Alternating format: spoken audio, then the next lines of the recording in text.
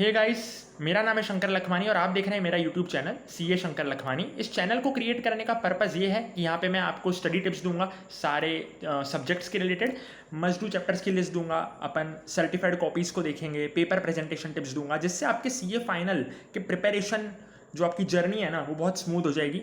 तो ये हमारे चैनल का पर्पज़ है। आज हम चालू कर रहे हैं सब्जेक्ट 1 फाइनेंशियल रिपोर्टिंग से। एक बहुत इंपॉर्टेंट सब्जेक्ट है फाइनेंशियल रिपोर्टिंग। पहला सब्जेक्ट होता है, पहला पेपर होता है, आपको छुट्टियां मिलती है, आप जितनी लें, जितना चाहे आप इसके लिए प्रिपेयर कर सकते हैं। तो बहुत इंपॉर्टेंट है कि आप पहले पेपर पे होल्ड अपनी बनाए रखिए, तो आपको कॉन्फिडेंस आता है इस पेपर के कारण। तो 7-8 पॉइंट्स मैं आपको बताऊंगा जो मैंने नोट डाउन किए। ये 7-8 पॉइंट्स को आप ध्यान रखेंगे तो आपका एफआर का पेपर बहुत अच्छा जाएगा, आपकी एफआर की प्रिपरेशन बहुत स्मूथ होगी। सबसे पहली बात है स्टडी मटेरियल के लिए। तो आपको एफआर में आईसीएआई के स्टडी मैट में से पढ़ना है। आप आरटीपी एमटीपी नहीं करेंगे चलेगा, आप कोई रेफरेंस बुक नहीं करेंगे चलेगा, लेकिन एफआर का 80% से भी ज़्यादा पेपर आईसीएआई के स्टडी मैट में से आता है, तो आप उसको इग्नोर नहीं कर सकते। Point number 1। Point number 2, ICAI के स्टडी मैट में होते हैं practical questions as well as small theory questions. जैसे कि फाइनेंशियल इंस्ट्रूमेंट्स का चैप्टर, उसमें बहुत सारे थ्योरी क्वेश्चंस भी, वो थ्योरी क्वेश्चंस आपको टोटली इग्नोर करने हैं, वो टोटली इररेलेवेंट क्वेश्चंस हैं। तो आपको सिर्फ प्रैक्टिकल क्वेश्चंस पे ध्यान देना है, प्रैक्टिकल क्वेश्चंस की प्रैक्टिस करना ना भूलिएगा। थ्योरी क्वेश्चंस एकदम फालतू है, आप उसको इग्नोर कर सकते हैं। पॉइंट नंबर 3, कॉन्सेप्ट्स अगर आपको समझना है, स्पेशली वो बच्चे जिन लोगों ने कोचिंग नहीं ले रखी, जो कि सेल्फ स्टडी करते हैं, तो कॉन्सेप्ट्स आपको बहुत सारे वीडियोस में से मिल जाएंगे। आपको कॉन्सेप्ट समझने बहुत सारे वीडियोस में से, और क्वेश्चंस की प्रैक्टिस आपको उन कॉन्सेप्ट्स के बेसिस पे खुद से करनी पड़ेगी। पॉइंट नंबर 4, एक चैप्टर है फाइनेंशियल इंस्ट्रूमेंट्स, जो कि बहुत सारे बच्चों को बहुत बड़ा लगता है, बहुत टफ लगता है। तो अगर आप चाहें तो वो चैप्टर छोड़ सकते हैं, प्रोवाइडेड कि आप दूसरे चैप्टर्स बहुत अच्छे से थॉरली कर रहे हैं। तो पॉइंट नंबर 4 ये है कि फाइनेंशियल इंस्ट्रूमेंट्स छोड़ सकते हैं, लेकिन अच्छे से कर लेना बाकी चैप्टर्स को। अगला पॉइंट जो मैंने लिखा है वो 2 तरह के क्वेश्चंस होते हैं अपने एफआर में। एक होते हैं स्मॉल क्वेश्चंस और एक होते हैं बिग क्वेश्चंस। तो जो स्मॉल क्वेश्चंस है ना, उसको आप वाउच कर लेंगे ना ऊपर से, खाली ऐसे ऑडिट कर लेंगे तो चलेगा, लेकिन बिग क्वेश्चंस को आपको ध्यान रखना है, रिटन प्रैक्टिस आपको करनी है।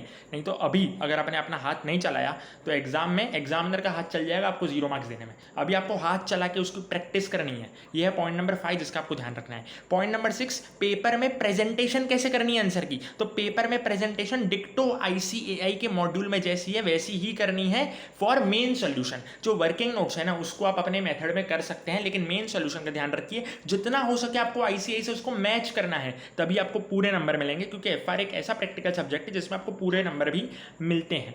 अगला पॉइंट जो मैं आपको बता रहा हूं, 7वां पॉइंट, वो है कि आपको कम से कम 2 रिवीजन के लिए टारगेट करना है एफआर में। अभी सितंबर चल रहा है, आपको सितंबर अक्टूबर में कम से कम मिनिमम 2 रिवीजन के लिए टारगेट करना है।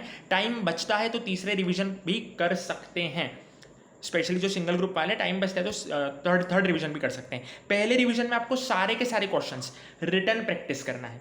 सेकंड रिवीजन में आपको वो वाले क्वेश्चंस की रिटर्न प्रैक्टिस करना है जो आपने फर्स्ट रिवीजन में मार्क कर रखे होंगे। आपको फर्स्ट रिवीजन में क्वेश्चंस मार्क करने हैं कि आपको कौन से क्वेश्चंस टफ लग रहे हैं। हो सकता है मुझे जो टफ लगे वो मेरे दोस्त को टफ ना लगे, तो आपके लिए जो टफ क्वेश्चंस है वो आपको मार्क करने हैं, और सेकंड रिवीजन में आपको उसका रिटन प्रैक्टिस करना है। और थर्ड जो रिवीजन है वो अगर आपको टाइम मिलता है तो कीजिएगा, उसमें आप खाली ऑडिट कर दीजिएगा, वाउच कर दीजिएगा, राइटिंग प्रैक्टिस नहीं करोगे तो भी चल जाएगा भाई, तो भी दौड़ जाएगा।